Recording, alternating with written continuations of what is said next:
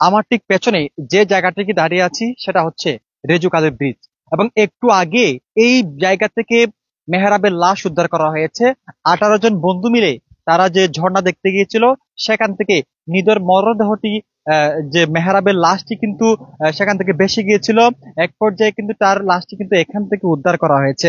এবং গত মঙ্গলবার অর্থাৎ 17 জুন তিনি নিখোঁজ হয়েছিলেন। এবং আজকে মূলত তার লাশ কিন্তু ঠিক এই পাশ থেকে স্থানীয় জেলেরা কিন্তু উদ্ধার করেছেন। আমরা সে তথ্য পেয়ে এখানে ছুটে এসেছি এবং স্থানীয় মানুষের সাথে কথা বলে ঠিক ওই কথাটি এবং ওই সংবাদটি পেয়েছি যে তার লাশটি আজকে বিকাল 3টার দিকে কিন্তু স্থানীয় জেলেরা কিন্তু এখান থেকে উদ্ধার করা হয়। এবং বান্দরবনের যে নাইক্ষ্যংছড়ি উপজেলার যে ধুমধুম ইউনিয়নের পাহাড়ি এলাকায় অবস্থিত যে পাত্রাঝিরি ঝর্ণা দেখতে গিয়েছিল এবং পানির প্রবল স্রোতে ভেসে গিয়ে নিখোঁজ হয়েছিলেন কিশোর হাফেজ মেহরাব হোসেন। তার বয়স 18।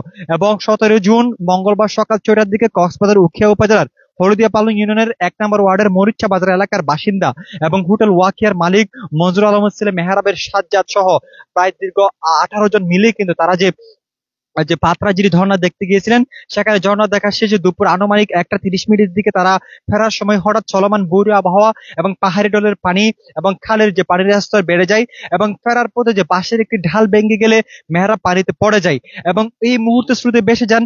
এরপর থেকে তিনি নিখোঁজ হয়েছেন। এবং নিখোঁজ হওয়ার আজকে প্রায় 3 থেকে 4 দিন পর কিন্তু দীর্ঘ 80 ঘন্টা পর তার মরদেহটি কিন্তু এখান থেকে উদ্ধার করা হয়। এবং দেখতে পাচ্ছেন যে আসলে এখানকে পানি যেভাবে আসলে স্রোত প্রবাহিত হচ্ছে সেটি আসলে সেই খালের এবং সেখানকার যে পানিগুলা মূলত এখান থেকে আসলে প্রবাহিত হচ্ছে।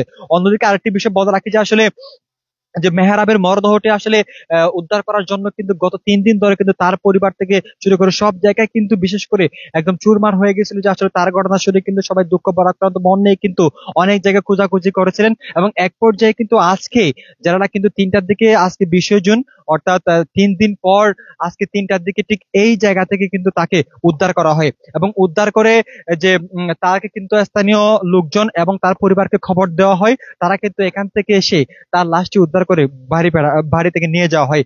এবং যে খালটি আসলে মেহরাব বেশি যান তিনি সেটি আসলে ধুরুম কালী থেকে রেজুকাল অর্থাৎ যিনি মূলত যেখান থেকে মেহরাব বেশি চলে গিয়েছিলেন সেটি হচ্ছে যে ধুরুম কালী থেকে রেজুকাল, ঠিক যে জায়গায় দাঁড়িয়ে আছে সেই রেজুকাল থেকে সরাসরি বঙ্গোপসাগর গিয়ে মিশেছে।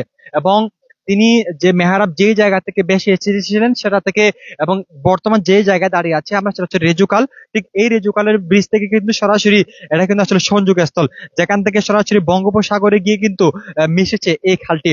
এবং তার পরিবারে আসলে ধারণা করেছিলেন যে সে যদি ভেসে চলে যায়, যদি তাকে কিন্তু সে কিন্তু এই জায়গাতেই কিন্তু আসার একটা সম্ভাবনা ছিল। তার প্রেক্ষিতে কিন্তু সবার নজরদারি ছিল। এক পর্যায়ে কিন্তু যে এখানকার যে স্থানীয় জেলেরা কিন্তু তাকে হঠাৎ বিচক্ষণতা দেখে কিন্তু এবং তাকে এখান যে মৃত মরদেহটি আসলে পরে দেখে তাকে চিহ্নিত করা হয় এবং এক পর্যায়ে তার পরিবারকে খবর দেওয়া হয়। তার পরিবার তার লাশটি কিন্তু এখান থেকে উদ্ধার করা হয়।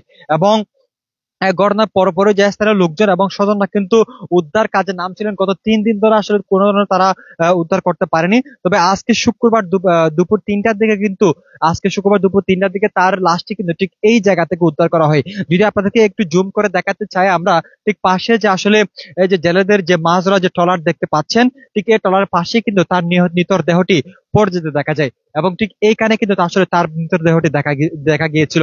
এবং আরেকটি বিষয় যে আসলে ঠিক এখন যে পানির যে স্রোত, তখন কিন্তু আসলে এই স্রোত ছিল না, তখন একটু ভাটা ছিল। এই মুহূর্তে কিন্তু জোয়ার পানির প্রবণতা কিন্তু স্রোত রীতিমতো বেড়ে চলছে।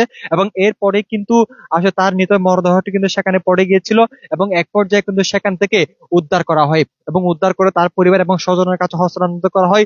এর পরবর্তীতে কখন তার দাপন কাপন হবে সেটি বিষয়ে এখনো পর্যন্ত আমাদের কাছে কোনো খোলাসা বক্তব্য আসেনি। তবে এরকম যদি কোনো বক্তব্য আসে অবশ্যই আপনাদেরকে আমরা জানিয়ে দেবো। ততক্ষণ পর্যন্ত আমাদের সাথে থাকার জন্য অসংখ্য ধন্যবাদ। এবং আরেকটি বিষয় আপনাদেরকে বলে রাখি যে সেখানে তারা 18 জন বন্ধু সহ যে তারা সেখানে ঘুরতে গিয়েছিল, সেখান থেকে আসার পথে যে আসলে একটি বাঁশের খুঁটি দিয়ে মূলত তারা সেখান থেকে পার হচ্ছেন।